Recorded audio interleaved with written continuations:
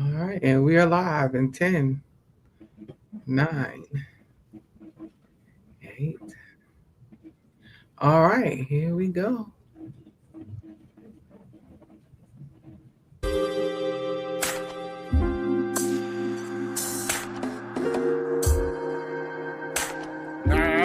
Let's go. I'm your host, Mimosa. And co-host Kareem. Welcome to Sometimes We're Boujee and Sometimes We Hood, to healing, navigating grief.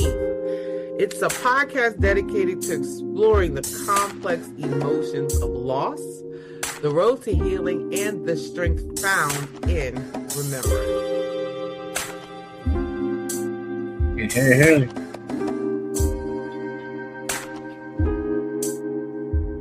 All right.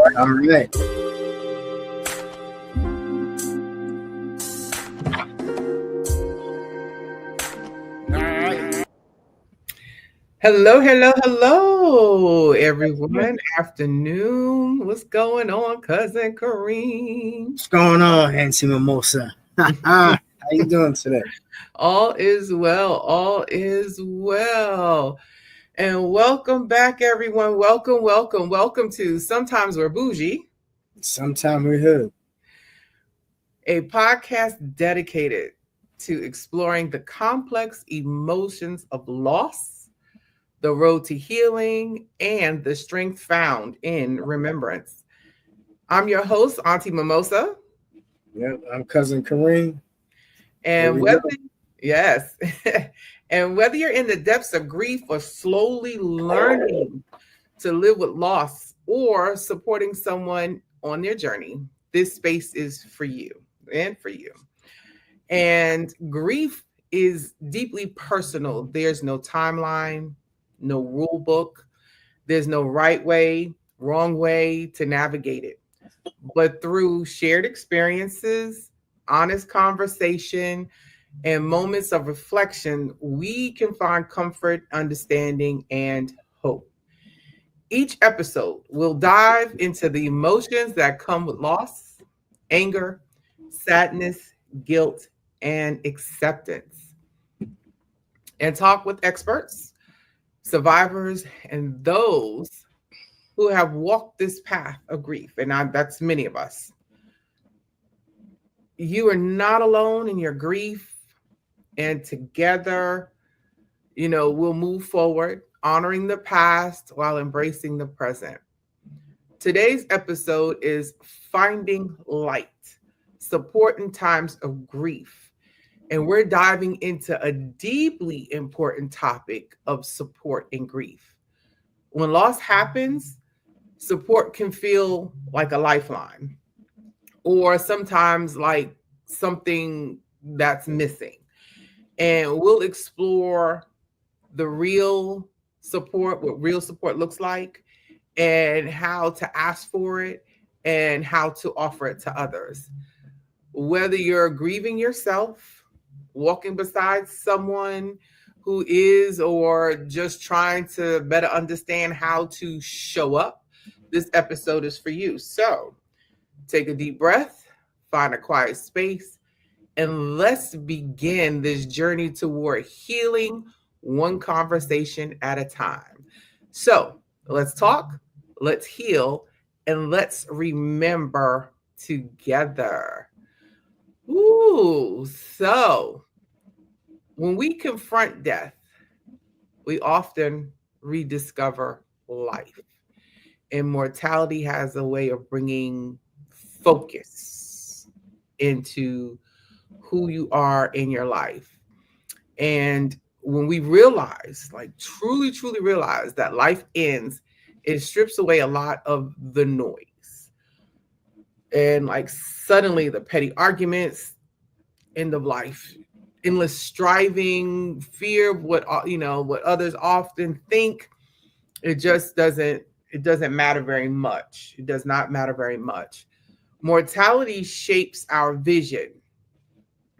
And sometimes people understand it, some people don't. And it makes it clear what we love the most. It draws our attention to who we want to be and Mm. not just what we want to achieve in life. It teaches us that some moments are too precious to delay. It also invites us to live deliberately rather than accidentally. Okay. Also, it's death is like a mirror and it holds up life and asks the question, if you know this doesn't last forever, how will you choose to live each day? Yeah, Go it makes it finite. It makes it finite. I think that's what it is. Once somebody passes away, goes on, however, you realize that wait a minute, there's a time limit, there's an expiration date. Mm-hmm. Yeah, it's interesting. Some people just go through life like carefree. I'm gonna just live day to day. I'm not gonna have any, worries or concerns. You know, let me ask you this: Does Mm-hmm. when you have read people like that, is it the people? I've noticed in the last like 2 years that the people who have no concern, those are the ones that don't have kids. Mm. It's both people who have kids and ones who don't. Like, 'cause I've never met anybody who has kids who just, well, except for those derelict parents, who don't give a damn. But the ones who want to be in their kid's life or have kids they concern about, care about, they live differently than the ones who are like, I don't got no kids. I got no, I just live with a spouse or by myself. And it's like they have a whole different outlook on life. But anyway, that's another topic. But anyway. It is. It is. So, I want to take a quick minute to, acknowledge everyone that's coming in on TikTok. Thank you. I appreciate you for joining the live. Definitely, you know, give us some hearts here and, just taking the conversation. I do know, I'm sorry that some people do want to join the live. However, because I'm actually doing a live streaming, not just on TikTok, but also on Facebook and Instagram and YouTube. Uh, Having someone else join the live on TikTok, you would have to mute your background. You have to mute your background because that feed is going to come across onto my live feed on other platforms. So, with that being said, I understand you may want to, come in. However, um, I have to keep it this way. I have to keep it this way. All right. So thank you, Raven. Thank you. Yes. All right. So give some loves, get these likes and these hearts going as well over here on TikTok land. Um, but yes. So here's another good question. Like, what do and this is a question to ask yourself about your end when you're thinking about ending, coming to the end of life. Like, what do you want to leave behind? And how do you want to live now? Like, you hear people often talk about leaving a legacy. Okay. That's a conversation that's huge, leaving legacies behind. But what does that mean? Like, what does that mean to you, cousin Kareem? What does that mean to you, leaving a legacy? I mean, like, I guess the caveat of what I was saying before is like having kids. Like, I truly believe what the word says that, you're supposed to leave an inheritance to your children's children, to your grandchildren. Mm, So for me, that's part of it. Having a name to live up to. If you want to carry on last names, whether you're a man or a female, I mean, there's a lot of people hyphenating their last names as women now too because they want to leave on a piece of their pops if they live and respect their pops. It's up mm-hmm. to them and the spouse. But I think that's part of it. Like, what does your name mean? I think in this day and age, you see people, the Vanderbilts, you know what I mean? Names like that Mm-hmm. that hold a kind of weight to it. Like, what do you want to make your name out to be? Do you want to Right. claim an industry? Do you want to claim some kind of charity or something good that you did? So for Mm-hmm. me, that's what it means. It's just I want to leave an inheritance for my grandkids so they can help live on whatever I did. You Right. know. You talking about inheritance. Okay. And I Yeah. know for myself, what do I want to leave behind? You talk about children. So I have the one son that is Deering, that's alive. And of course, at one point in time, when it came to thinking about my legacy and what I wanted to leave behind, I had everything set up for both Darius and Darian. And now that Darius is gone, everything is now set up to go to Darian without fail. So, and I also think about my whether or not grandchildren will come into play. Right now, Darian is like, Mom, I don't know if I'm gonna give you grandkids. And I'm like, ooh, I'm like, ooh, I I I think about that. I'm like, come on, I would love to have a grandbaby. I'm trying to get uh in good girlfriends on or to come in on TikTok. Um, so, but leaving a legacy is not, to me, it's not just about the material. It is also about memory, fond memories. It is about how you treat people and how people will remember you. Um, to me, that's important when it comes to like part of your legacy. Do you want to be remembered as this mean SOB that didn't do anything? Or do you want to be remembered as, you know, hey, that was Cousin Kareem. He would give you the shirt off his back. Okay. Um, and talking about legacy, like when Deej passed, and May is a hard month for me. Okay. And anyone who's lost a mom, aunt, sister, May is hard because of Mother's Day and because of Mother's Day. So, and then on top of that, Deej's memorial anniversary is this month, Right. you because his death anniversary is May 21. So, and speaking of, I will actually do when we go on the 18th. I will be in North Carolina, so I'll be recording from North Carolina on that day. Um, but what I was saying is that when Deej passed, or he was killed rather, and we did his memorial service, the one thing that touched, like really, really touched my heart was what everyone had to say about him Mm.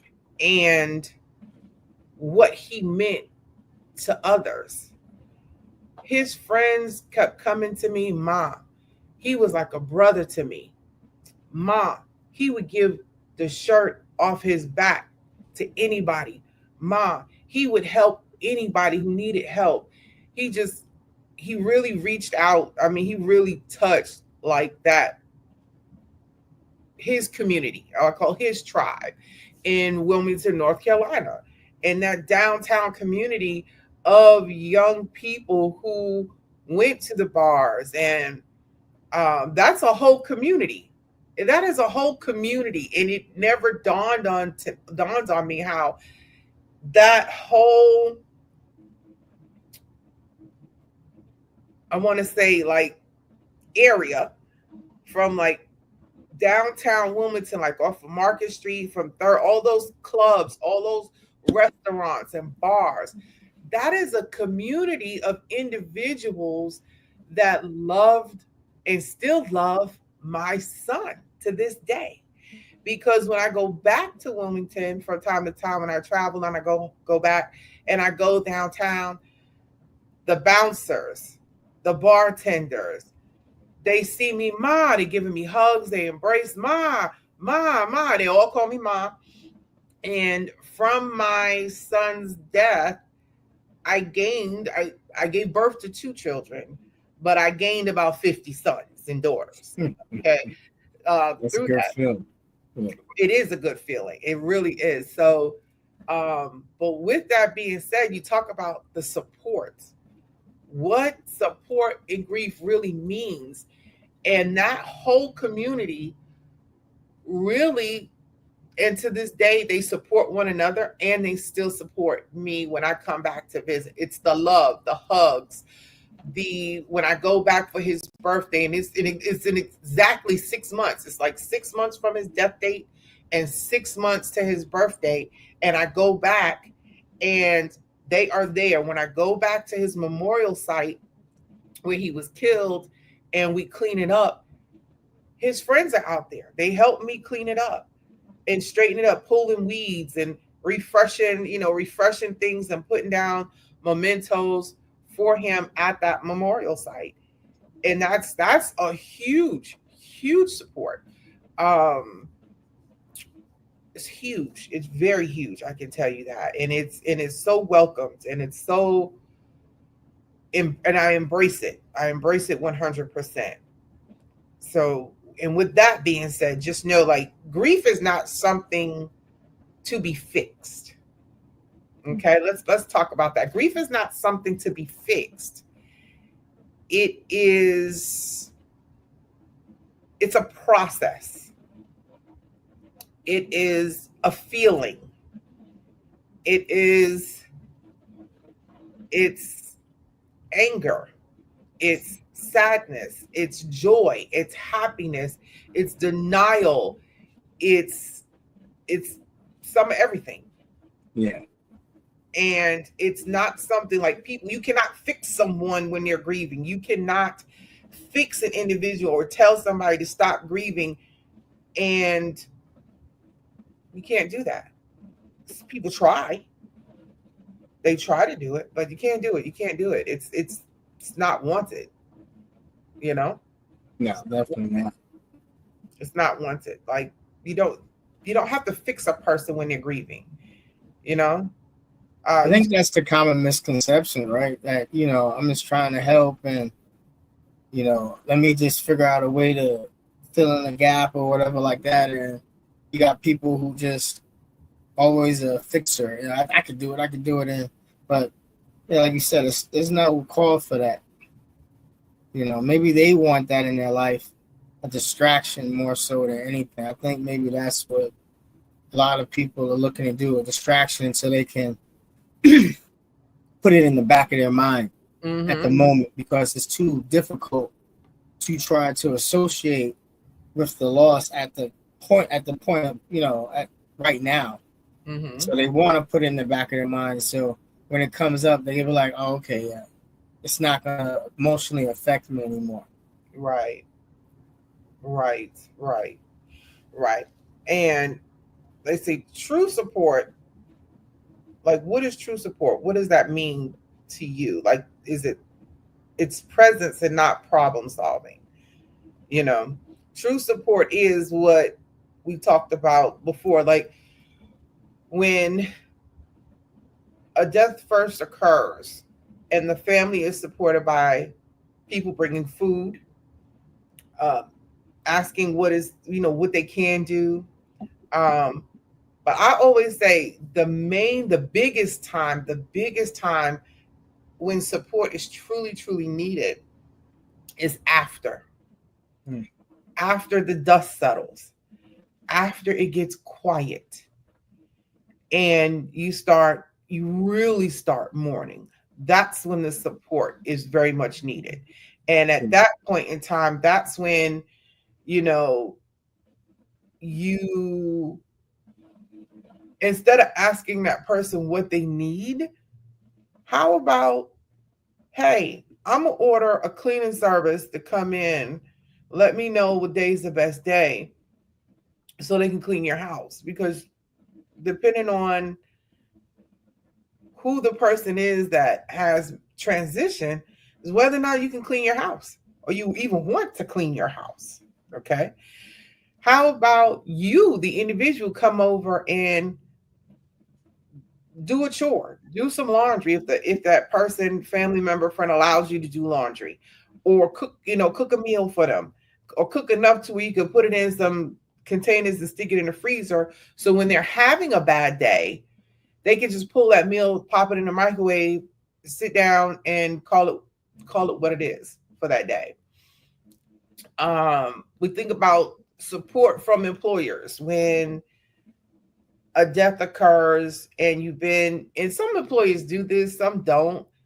Depends on how, I want to say, how large the employer is. If it's a smaller employer where the employees are really closely knit, then it's the flowers that go out, the time off that you need. And I can say that when Darius was killed, I was working at a doctor's office, and they said they were trying to give me the time off. However, I'm the type of person, like, I was like, I can't sit still.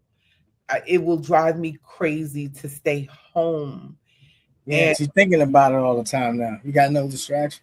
exactly, exactly. But they were very supportive in knowing that, I wasn't all there. I wasn't all there to do the job. I was there, but my mind wasn't there. And they just were really gracious and gave me grace.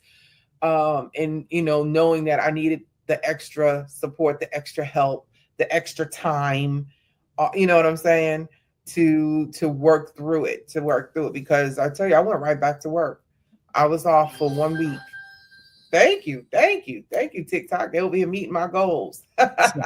um, but they were supportive and gave me that. And then when my grandmother passed a few months after Deej, they sent flowers and gave me that support again.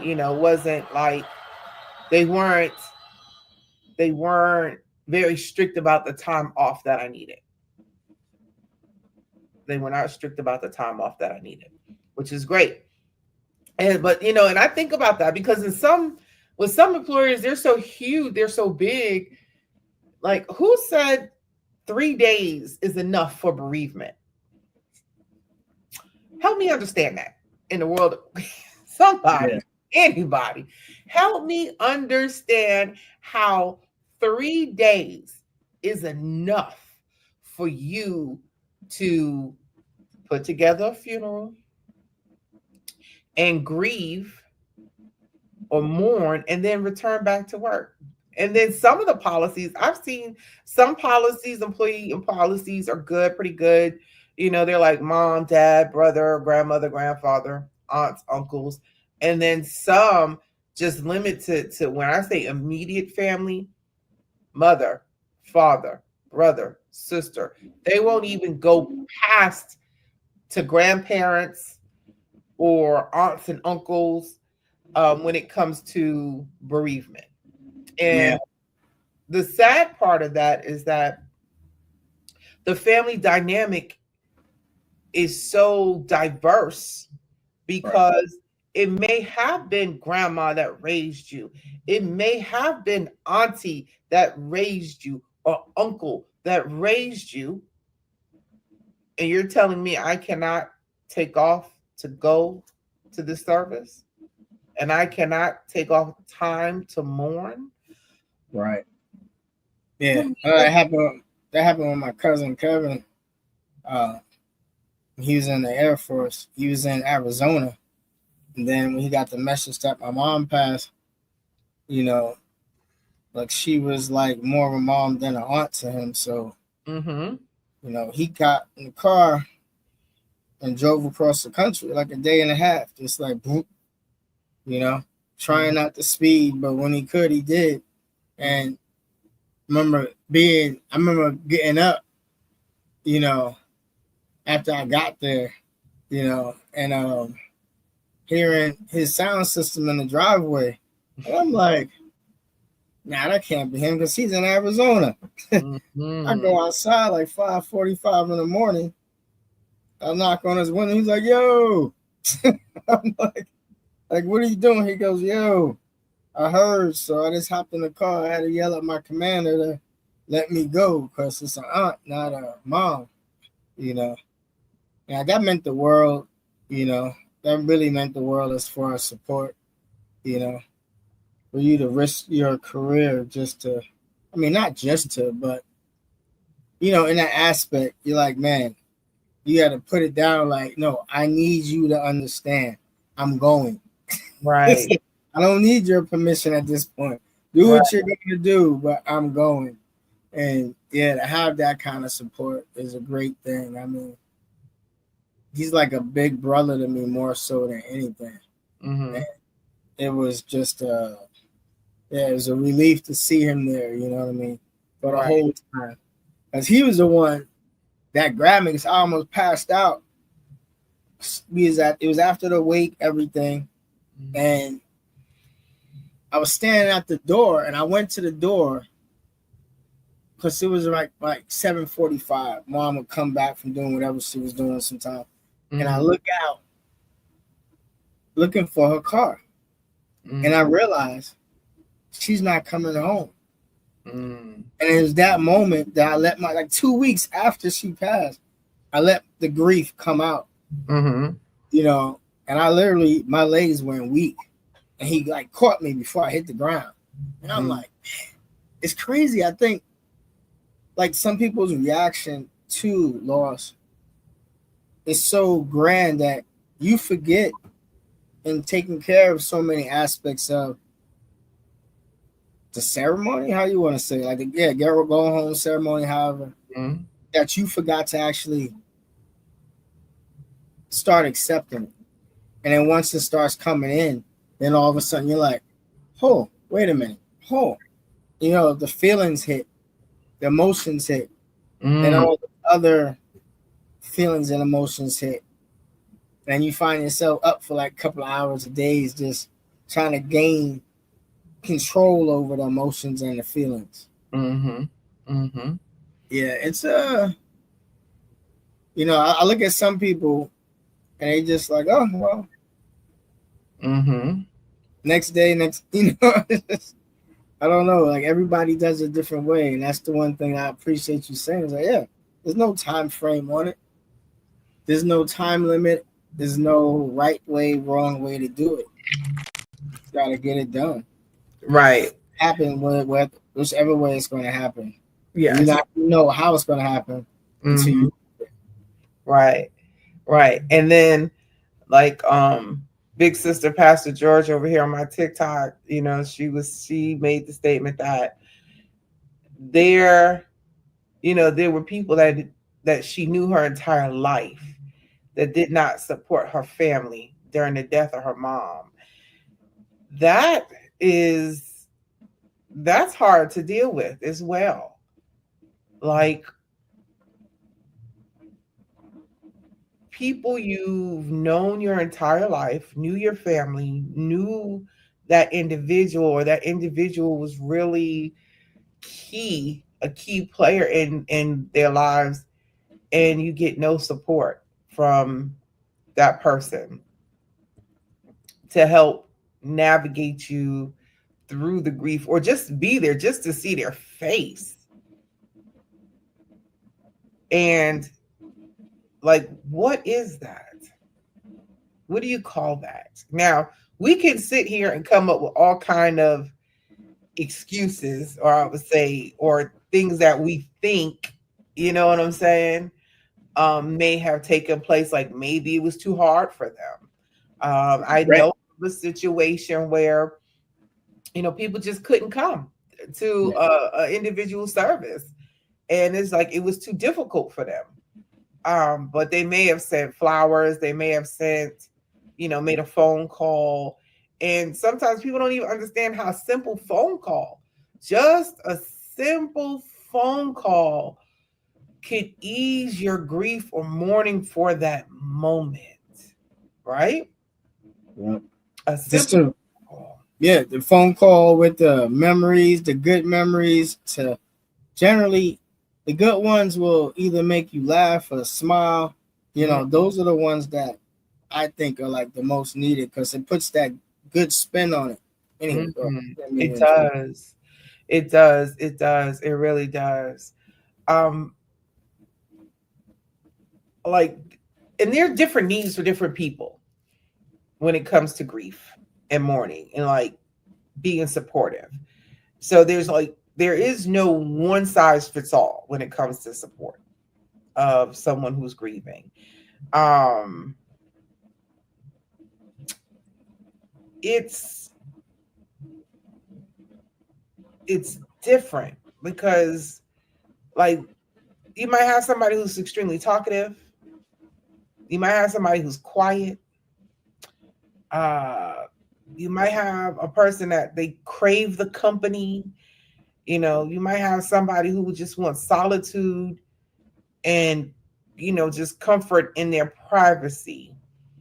um my girl Sabrina, she's commenting here like, transitions are difficult for her because she says that she honestly doesn't know how to be there for the individual or their family. And even when trying to put her own emotions to the side to support them is just as hard. And that is true. That is very, very true. Like when you want to support an individual, what family member, friend, whomever, when you want to support that person in their grieving, like you have to put your stuff aside. You have to put your grieving aside to be with them. And it can be difficult. It can be very difficult to do that. Yeah, very much so. I think like the regret part, especially if you went out, like you don't know how that person special in your life affected Mm, somebody else. They could have been on an out at that point in time, you know. And so they're like, I feel guilty. I feel responsible. Not responsible for their situation, but it's mhm. just like that guilt and those feelings of like I didn't finish. I didn't know I didn't have that time. It comes Right. back. That's a lot of stuff that I heard. It's like, oh, Mm, I wish I would have had more time to apologize, or I wish this I could have made up for that and this and that. mhm. And then you have to in yourself be like, you know, now that you tell me this, I really don't want to hear it. But like everybody grieves in their own way. And it's Mm. just like I listened a lot more than I reacted Right. until the actual weight. Then I reacted, but it Mhm. was just like one of those moments where I don't want to hear this right now because I'm going through my regrets on Mm, not being able to finish the relationship. Like there's no, it's that's the craziest thing I'm thinking about it right now is like when it comes to a relationship, there's no mhm. getting off the boat. I always think relationships are like ships. You're in a ship, rowboat, big ship, whatever. But there's no like, getting to like the fantasy island part where you get off and you're like, hey, bye. There's, there's no happy ending part to it. You just the ride just ends for one of y'all, and it's just like, man, I'm floating adrift. Like, Mm. how did this happen? Like, why did I not see this coming? Like, I thought I prepared, and all of a sudden, it's just like you're on that lonely road Mm. or lonely sail to the dock. Of Mhm. course, you're on a journey with somebody, but Right. it just Right. went astray. And let's talk about like the myth behind support. Okay. So, like, the first myth is that you should know exactly what to say. You got to be kidding me. Man, Nobody knows exactly what to say to anybody who has lost a loved one. You don't know what to say. just don't say nothing. Sometimes it's the best thing. Sometimes thank you. It is best to say nothing. And like I said, big sister Pastor George, she said right. She said they sure don't. They say the worst things that are at the worst times trying to be helpful. You're absolutely correct in that. The cliches. Mm. Those Oh, there's cliches. not a better place. Yeah. They're not suffering anymore. Oh, we're going to pray to God that, you get strength. And you're like, I don't want to hear that. Yeah. No. And then it's the time heals all wounds. Well, time and support heals and helps. Oh, strong people don't need help. I Um said that one. that one, I think that one is like the worst of the worst. The Yeah. strong people don't need help. And then they don't say it. Okay, it's not spoken. That's one of those unspoken myths about support. Um because, and I said this before, about when my sister friend, her son father-in-law passed away, and they practice under the Islam religion. The mother could not leave the home for about 3 to 4 months. Everybody else did everything for her: grocery shopping, paid her bills, while she took that time to mourn and grieve. And I said, I wish I had that. I wish I could have had that when Darius passed, and then my grandmother, because like I said, they were back to back. Deej was in May and my grandmother was in September of the same year, 2021. So it was like I had to stop grieving Deej and stop mourning Deej so I could grieve and mourn my grandmother and then help my family get through that. Yeah. So there's that the strong, which leads me to, and we'll talk about that another time, like that compounded, and I mentioned that before, the compounded grief, that grief that's just built. It's a wall of grief that's just built because you're unable to process it and unpack it. That's good. You know what I'm saying? You're unable to process and unpack it because you have to stop. At some point, you have to stop. Hey, Ash. Um, but yeah, you have to stop and start doing other things. You have to stop grieving to live life. You have to stop grieving to go back to work. You have to stop grieving to pay bills. You have to stop grieving to, you know, deal with Engage. children. You have to stop grieving if you're in a relationship to give your relationship attention. You have to stop to start your life again. Yeah. And I honestly believe where we are in society today, well, I'll say American society.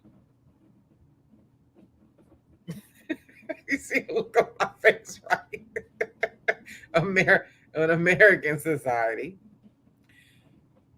We I'm surprised more people, you know what? And I mean, I'm gonna say no. Go There's a ahead, Kurt. host of us. Let's say. There's a host of us that are ticking time bombs, walking around, okay, and that are walking around this world, these United States of America, ticking time bombs because we have not, and I can say that I am one of those individuals who have not had time to really unpack the grief that I'm carrying for a host of people, a host of people, you know, um, for a host of people. So not just my mother, my grandmother, my son, my sister Danielle, my sister Siobhan, a good friend of mine, Courtney, friend of mine, Kurt. I mean, the list goes on and on. Family members. I mean, like if I keep naming, I'm running. I will run out of fingers and toes. I have to just start doing tick marks on the wall or on a sheet of paper. Um, yeah, and it is not It's not easy. It is not easy. Never is. Like I said, this, May is gonna be, it's gonna be tough. It's a tough month. Like I can tell you now, doing this today, it's hard. It is difficult. Okay. And talking and doing this podcast today. It is going to be difficult for the entire month of May. It really is. Each next Sunday is going to be difficult. When we come on the Sunday after, that is definitely going to be difficult because I will be in North Carolina and I will be in the process or probably just finish his memorial car meet. And then after that, because we got Mother's Day is next Sunday. So, but to get back on track, you know, it's let's talk about supporting yourself during your grieving process. Let's talk about that. Like sometimes the support you need most has to come from you, has to come from within. It has to come from yourself, and that has to, how you deal with it comes from what you know internally or what you know or have been taught on how to handle and what you witnessed on how to handle someone transitioning and how you grieve. Hmm.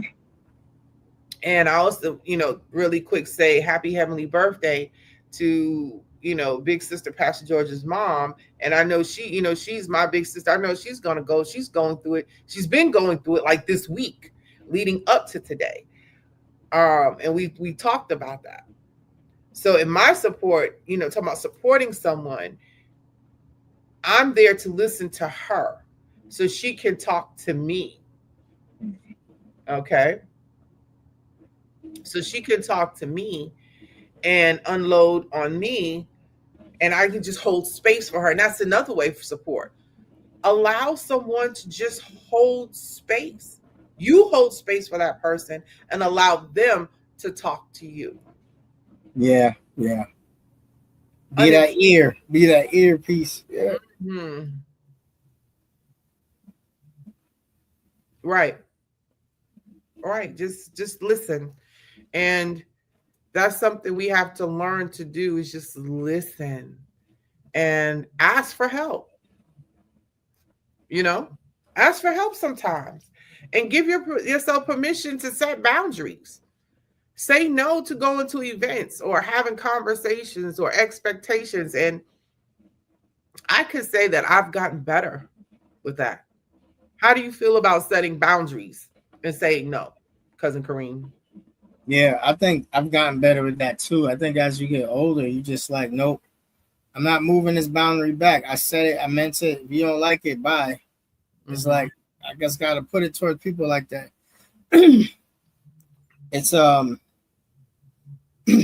I noticed that it's like that's where I realized that the support that people think that they are given is that's when you realize that they don't want to accept the boundary that you place them for. Like I had grief separating from an organization, large organization.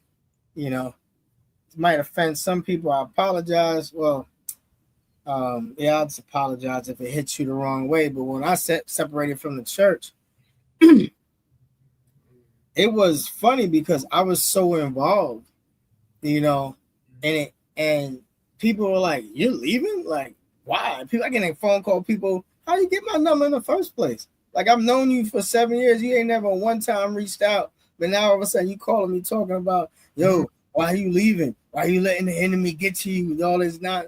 I'm looking at them like, first of all, I know we don't want to gossip, but you could start off like that. Like, let's talk about the realness of it. And then you start getting into it, and I say that, and they're like, "Oh well, no. It's not like that." It's like, how do you know? Like, you weren't there. You're not the person I'm talking about or talking to. But you know, why are you now interjecting your thoughts and your feelings on my situation? You said that earlier. It's like, don't interject yourself. Put yourself aside and listen to me. Listen to what I gotta say and why I'm grieving or why I'm going through this separation. And that's another thing I think when we grieve, it's a separation between you and that person that you love, that Mm, thing that you love. We were talking about jobs, like I'm talking about the church.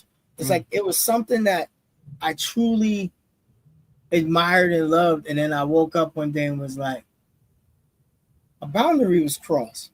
mm, And then you look back and you're like, the boundary was crossed many times, and I ignored it. And then you start doing an addition. Oh, it wasn't that I. It wasn't just one time. One goes to 15, 15 goes to 30, and all of a sudden you're like, wait a minute, now I was abused, you know.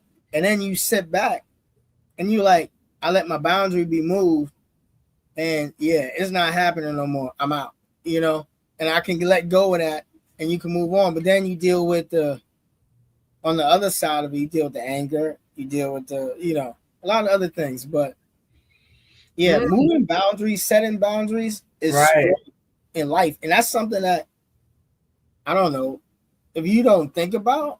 Mm-hmm. You get your boundaries removed because, especially if you're a person like we are, who Mm-hmm. we like to, we're helpers. We like to help people. I'm not an exhorter. I shouldn't say I'm not. I'm just low on that one. I don't big people up like, oh yeah, you can do it, great. But some people, the people Mm-hmm. who can do that, you let your boundaries be moved aside for the other person, so you can help them, and you Mm-hmm. feel that you're helping them. But then when it comes back to you, Mm-hmm. it's like your boundaries are so far off that you can't defend your walls, and then you got to shrink it down to a point where it's directly around you. You don't let people in at Mm. some, and Say then that that, loud for people in the back. He said, yes. you have pushed your boundaries so far back that you cannot defend your walls.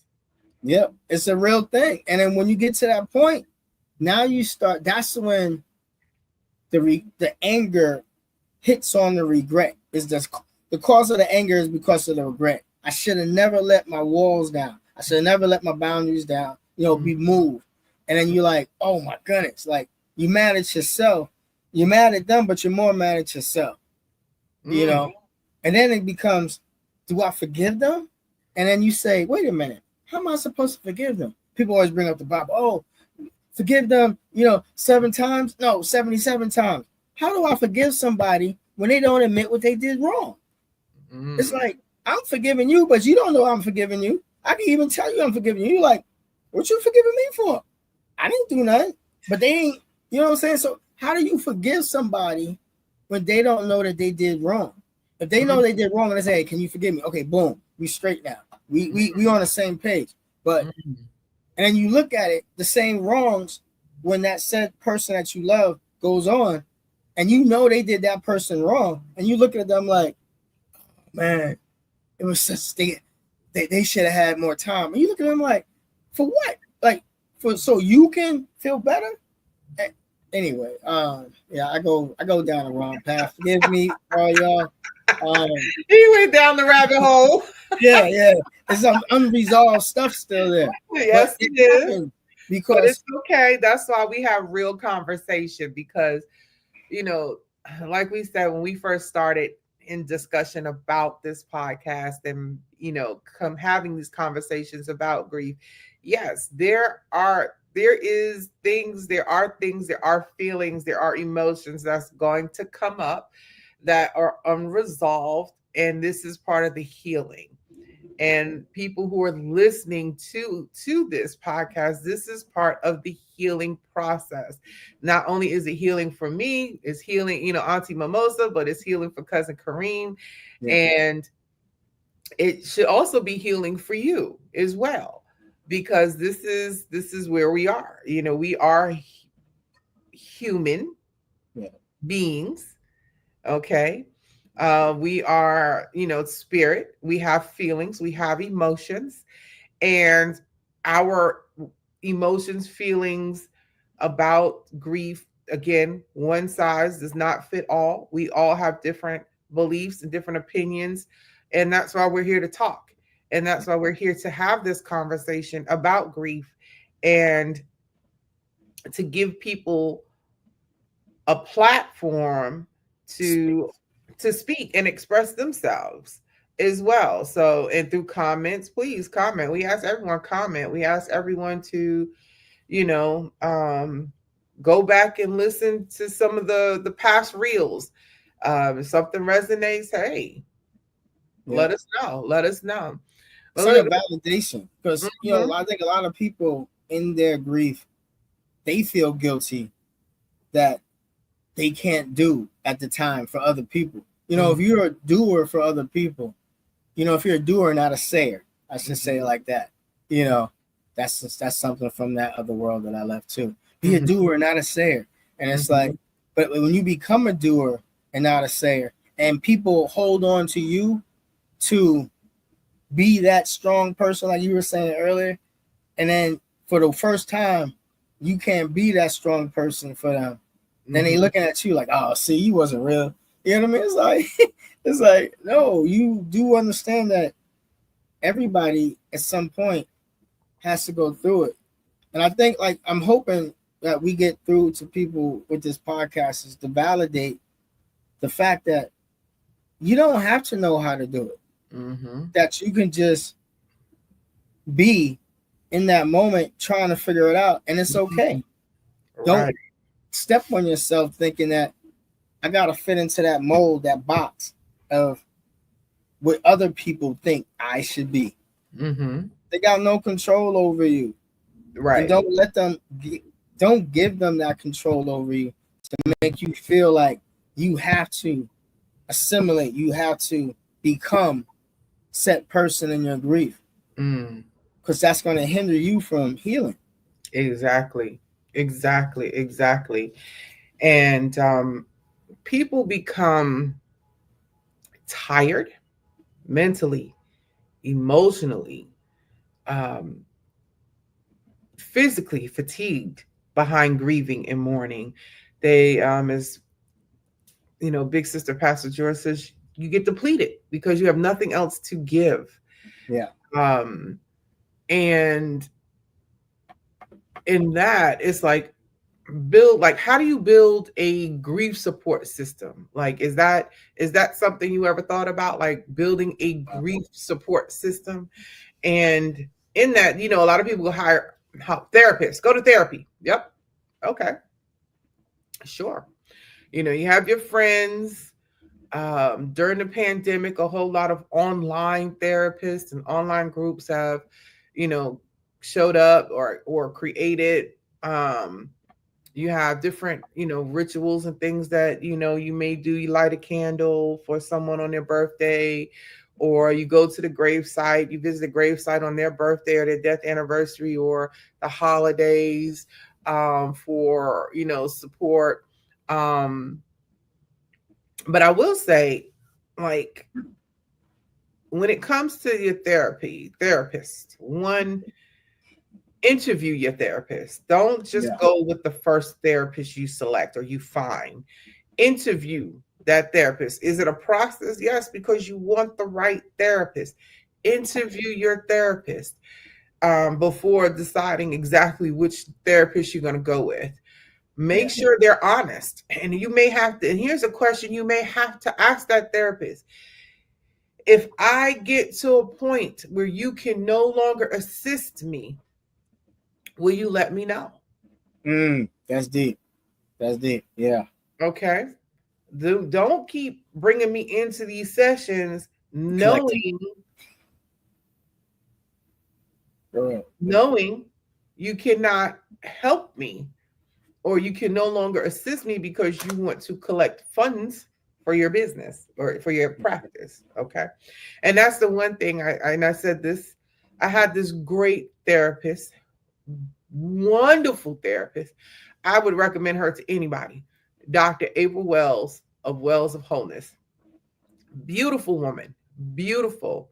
But she had the capacity and wherewithal to look at me and say, I can no longer support you and give you what you need in your grief. And she was the one that diagnosed me with the compounded grief, because she was like, you have a lot that you need to unpack, and I'm not able to help you with that. She was like, but I do recommend, other therapists. And I will say That's that right. I did not continue, or I did not look, because I just didn't want to continue. I didn't want to go through the unpacking of, and not necessarily unpacking. I didn't want to go through the rehashing of everything to get that therapist brought up to point, up to a certain Yeah, you point. can start over again. I feel like a starting point again. You got to Exactly. go through all that just to get to the actually diagnosing and helping and stuff. That Mhm. might take another month. And you're like, man, that's when you start looking at your ducats and you're like, now I got to go through this for another month. That's another 4 visits or whatever. You know what I mean? You like, you Mhm. start thinking of it the wrong way instead of the right way. And then here you are. Yeah, I understand. I've been Yeah. through that. Mine Right. didn't end as well as yours did, though. No, I'm just saying it's like it was during the pandemic. You know, it was when George Floyd got killed, Oh and I got goodness. this Asian cat talking about. So how do you feel? I'm like, I feel stressed.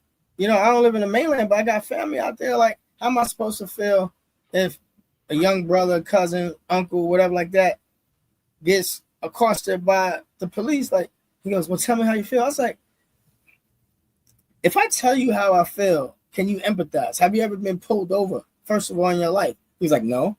I said, have you ever, do you know anybody who's been pulled over? You know anybody who's been arrested? He's like, no. I said, so how do you empathize with me right now? Or you just listening to what I'm saying? Well, I'm going to gain my understanding from you telling me. Oh goodness. Right. You know what I'm saying? It's like, there's certain things you can explain and you Mm. can try to, but unless you've gone through it, Mhm. you're not understanding the thing. Right. Just like if you've never lost a parent, a child, or whatever, a sibling, what do you? How are you? Oh, I understand. Really? Oh, because I've known you for like 30 years. I don't remember ever you losing somebody. And if you have, that shows how much we're not friends because you never expressed that to me. It's Right. like that's when let me bring this point up real quick. Mhm. That's when you decipher between friends and Mm. associates. Mm. Because when you start to go through something and you realize I'm sharing with you, but wait a minute, when have you shared with me? And that's that boundary thing where you're like, oh, I see where it is. You one of those drama people who like to take drama in, but you can't not share, but you know what I mean? It's anyway, that's a whole nother subject.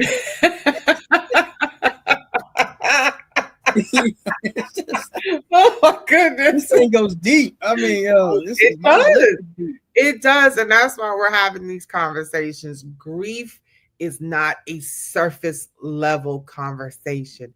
We are No. going to continue to dive deeper and deeper and deeper. And as they say, it's like like that big old onion. You have layers that you have to continue to peel back and peel back and peel back and peel back. And as you continue to peel back, you discover something new each and every time. So what before we close, I do want to provide, excuse me, our listeners with some practical tips on when it comes to grieving. So, journaling, if you're a writer, if you like to journal, definitely have a journal. Please don't do like Auntie Mimosa. Okay. At one point, I used to love to journal. And like we said before, death changes, transition changes you depending on how it happens. It does change you. Um, I used to love to write in journals, love, have a host of journals. And I have journals now that I have not written in after Deej's death and my grandmother's death. I cannot bring myself to pick up a journal. So I'm being real. But for some people, it is a practical tip. Journal, write your feelings down. I used to do it, but I can't do it now. I get writer's block, but that's besides the point. Identify your anchor people, the people who are closest to you that you can call on, and they'll be there for you. And then, set tiny goals each day, like, drinking water, texting a friend, reaching out, taking walks, and don't be afraid to ask for help. Do Yeah. not be afraid to ask for help. So keep in mind when it comes to grieving and support, support is not about fixing, it's about presence. It's both giving and receiving. They are courageous acts of love. Grief does change, it does change, but it's needed to for connection to remain with families and friends. So just keep that in mind that, grief is the price we pay for love, and support is the bridge that keeps us connected to life. Oh, excuse me, even in the depths of loss. So, with that, we will say thank you for joining us today on this journey through grief, healing, and remembrance. Grief is not something we just simply get over, it's something we learn to carry. It's something that shapes us and something that teaches us about love and resilience. As you move through your own process, remember to be patient with yourself. There's no timeline, no right or wrong way to grieve. Honor your feelings, embrace the memories, and allow yourself space to heal in your own time. Yes. If today's episode resonated with you, we'd love to hear your thoughts. Feel free to reach out, share your story, or let us know how grief has shaped your journey. And if you know someone who might need this conversation, please share this episode with them. Uh, Also, leave a review, remark, share something that might be insightful that we could talk about next time. And you're welcome. Mwah. Thank you, big sister Pastor George. So coming soon, if they're in it, matter of fact, the Sometimes We're Boujee, Sometimes We Hood Facebook page is up, and as well as the Instagram. But on Instagram, it's SBSH Grief. Okay. So look for us there. And until next time, be kind to yourself, hold space for your emotions. And remember, you are never, ever alone in this journey. You got Auntie Mimosa. Got cousin Kareem. And Thank you. grief, yes, and grief is love with nowhere to go. You deserve all the care in the world. So take care, and we'll see you next time. Yes, indeed. Peace and hair grease.